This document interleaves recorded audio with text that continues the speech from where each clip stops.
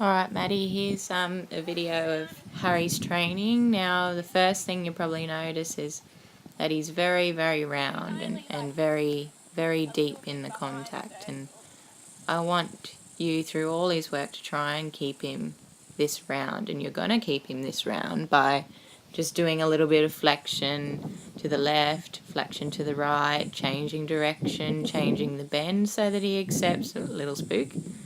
That he just accepts your leg and that he stays soft to your half holds, which is pretty much what we're doing here. But you can see here in this shot of him now, that lower part of his neck, you can see it popping out. That's what I want you to see, is that he's really coming very deep and round. And then when you're using your driving aids to that, that's when he starts to take the contact and the connection, and you're going to that'll shorten his frame by bringing the quarters under.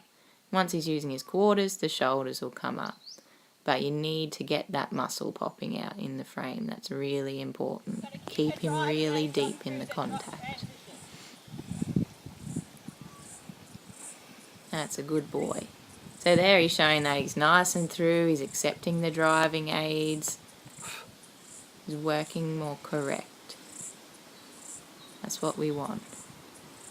So he stretches his top line, learns to use his quarters a little bit more.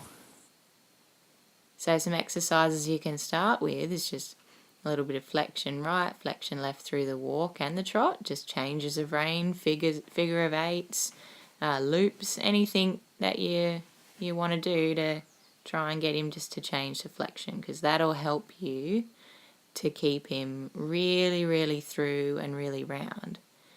And then while you're keeping him in that deeper contact, he's got to accept your forward aids. So you can add in your transitions, it'd be walk-trot transitions to start with. He might start a little bit behind your leg, but he'll come back in front because it's harder to keep a deeper contact like that and stay forward. It's really working his quarters. Now you can move on to a bit of some of the canter transitions. His transitions to canter should be a lot better, a lot better. But what we're doing here is a similar thing as we're doing through the trot. It's just changing his flexion, but only slightly, just a little bit. He really struggles on this left side to straighten his body, to really ask for that counter flexion, that he stays soft through the outside rein, half holds, and responds to that outside leg. So here we're doing a little bit of an easier exercise as counter flexion on the long side. That's a lot easier than on the circle, a lot more effective because you can use the border to keep the shoulder straight. And you'll be able to see here a little bit of positioning in the counter flexion, just there. Just little bits for a couple of steps and then back to true flexion. You're not making it impossible for him, but that he does learn that he's got to respond wherever you need the neck or the shoulder to go. So here's a little bit of a slow-mo shot with the positioning, like there. It's just a tiny bit of counter flexion, then back to true, just there. There he's in true flexion, and then positioning in counter flexion. You're just using a little bit of outside rein and outside leg to get the positioning. But he's just got to learn that you can control his quarters and stuff with your seat, and the reins aren't for steering, the legs are.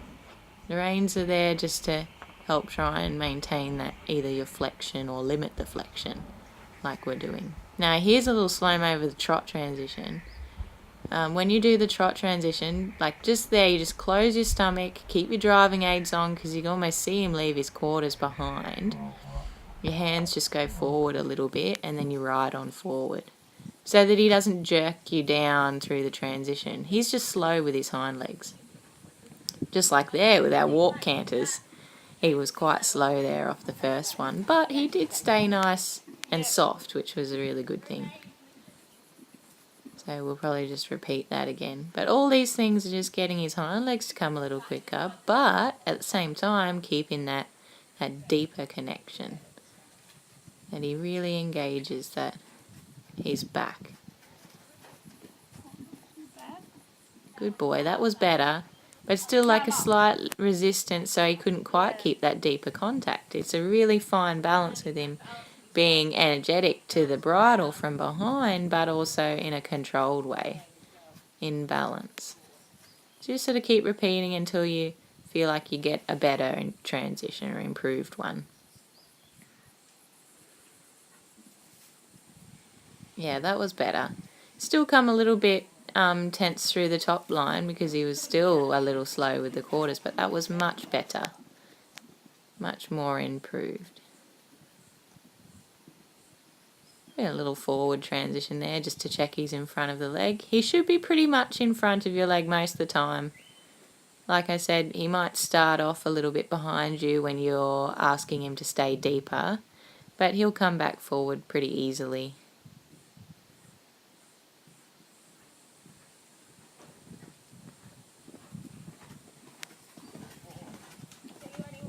Yeah, he's just getting a little bit unfocused. He should be so much easier to refocus in. He was just looking over at the horses, running around a bit. But no, he's already refocused because you can actually move his neck, get him responding to the half pulse and the flexion, that he really concentrates on your aids. And he is really concentrating here. There we're just doing a bit of positioning and counter flexion there on the circle because he's starting to improve. See how the contact's much steadier than when he started with in the canter, because we can actually position his body. That's just using all these different canter exercises, which I'll label a little later. That's very nice. Good boy. Yeah, see there, he moved off the leg and stayed into that deeper connection. Soft, controlled power is what we want. Very good.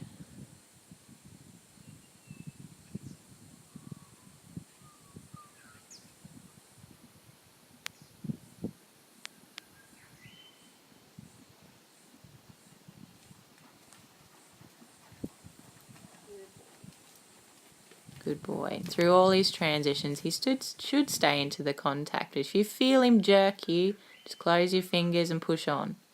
Now here's one of your exercises, counter flexion in canter on the long side in a circle, which we talked about a little earlier. There's a little example earlier on.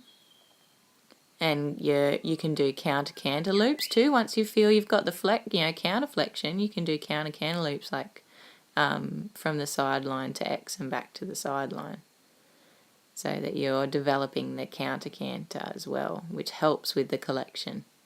Practicing your medium paces, of course, and coming back, so forward and back. They don't have to be massively forward, but at least just checking that he's in front of you and that he does stay soft through the half holds. Controlled power. Your walk to canters, which you've just seen, will help him engage a little more, because generally he's just a little slow behind. That's all.